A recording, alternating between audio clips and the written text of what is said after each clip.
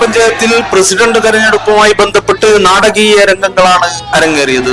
മൂടാടി പഞ്ചായത്തിൽ ഇരു മുന്നണികൾക്കും 10 വീതം സീറ്റുകളാണ് ലഭിച്ചത്. നടപടിക്രമത്തിന്റെ ഭാഗമായി വോട്ടെടുപ്പിലൂടെ പ്രസിഡന്റിനെ കണ്ടെത്തുക എന്നതാണ് ആദ്യഘട്ടം.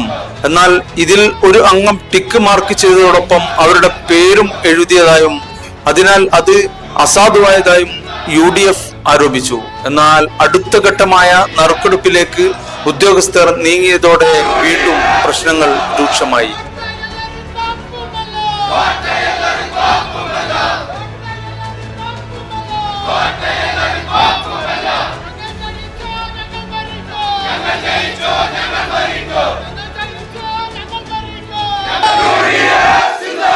നറുക്കെടുപ്പിൽ LDF-ന് ഭാഗ്യം തുണച്ചു. പിന്നീട് അങ്ങോട്ട് മൂടാടി പഞ്ചായത്തിനകത്ത് മുദ്രാവാക്യങ്ങളും പ്രതിഷേധങ്ങളും ഉയർന്നു.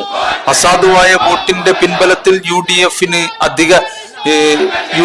ഭരണം ലഭിക്കണമെന്ന വാദവുമായി UDF മെമ്പർമാരും നേതാക്കളും പ്രവർത്തകരും ഒറ്റക്കെട്ടായി പ്രതിഷേധം ഉയർത്തി.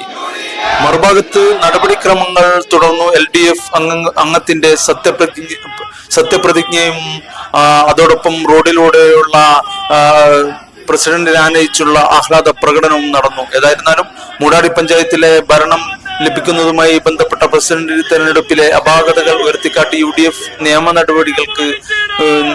നടപടിയുമായി മുന്നോട്ട് പോകുമെന്നാണ് നേതാക്കളിൽ നിന്നും നമുക്ക് ലഭിക്കുന്ന വിവരം. അതായത് വോട്ട് ചെയ്യുന്ന സ്ഥാനാർത്ഥികൾക്ക് വലതു ഭാഗത്തുള്ള ഫോളത്തിൽ ഇൻഡു മാർക്ക് ഇടാനാണ്. പിച്ച് പോലും വേണ്ടതാണ് ഇൻഡു മാർക്ക്. ആ ഇൻഡു മാർക്ക് കഴിഞ്ഞാൽ ബാക്കിൽ റിട്ടേണിംഗ് ഓഫീസറുടെ സീലും ഒപ്പും ഉണ്ടാവണം.